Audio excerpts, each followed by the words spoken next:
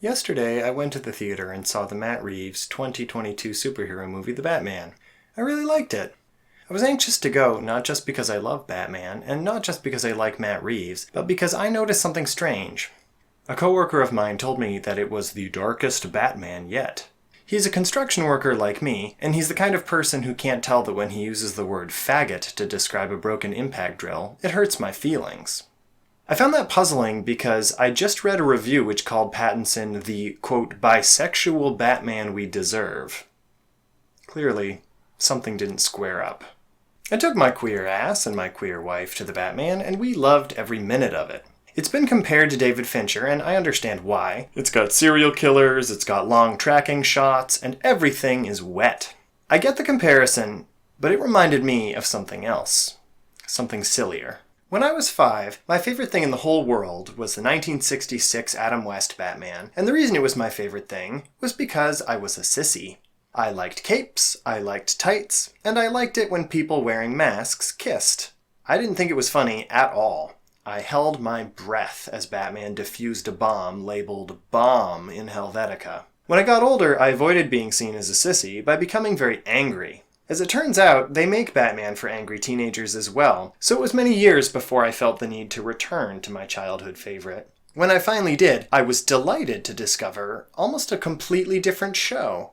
A brilliantly funny and extremely gay satire. The jokes are played so straight that without an adult media literacy, they are undetectable. It's a colorblindness test, a swirling explosion of dots with a hidden message inside. This is a staggeringly thin needle to thread, and yet the 66 Batman makes it look effortless.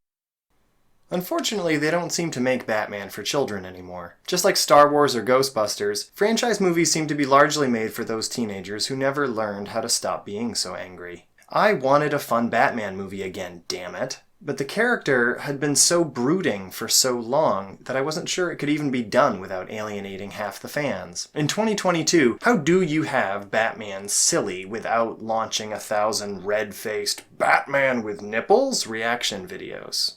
Well, apparently you make The Batman. It pulls off the same death-defying double act as Adam West, but this time it's emotionally stunted adults, not children, who are intended to miss the subtext. The embittered men who essentially want action figures but with gore will sit wide-eyed and delighted as Batman punches criminals until they stop moving. And, one row behind them, the sissies who grew up and got theater degrees will have much the same reaction as Batman's mascara starts to run. It is Olympic level having cake and eating it too. Somehow even the costume works both sides of the theater. There's a shot when Batman plods towards the camera, silhouetted against golden flames, cowl like a blackened skull, and it is as cool as Batman has ever looked on film. Then, he peeks in the car with his little pointy ears and his cute little square nose, and I swear he looks like Mr. Bean. My wife and I screamed with delight. I've already seen the rift forming on Twitter. Which is it? Realistic or campy? Gritty or silly? Well, I can tell you it's not realistic. For Christ's sakes, in one scene, Catwoman, after a long night of selling drugs at an EDM club that is also a mafia den, gets home and treats herself to a tall glass of cold milk. No, the fact is that it's both gritty and silly. Camp is by its nature two things at once, which is why it's so hard to define. When the Batmobile roars to life in the darkness, is that brilliant intimidation, or did Bruce just slip the clutch? Is 500 followers supposed to sound like a lot or a few? Should I be making fun of this, or does this rule?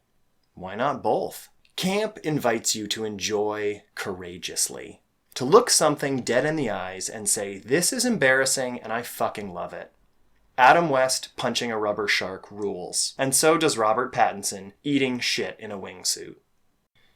Not everyone is cut out to enjoy camp, because unfortunately, you can't take yourself too seriously. I've met quite a few Batman fans who cannot endure being laughed at, and I worry what will happen if they catch on.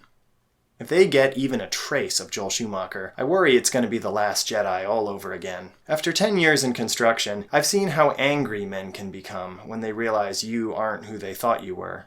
To me, idolizing Batman and laughing at Batman are part of the same thing. It wasn't until I forgave myself for being such a silly little boy that I realized how much fun it is to be a silly grown-up.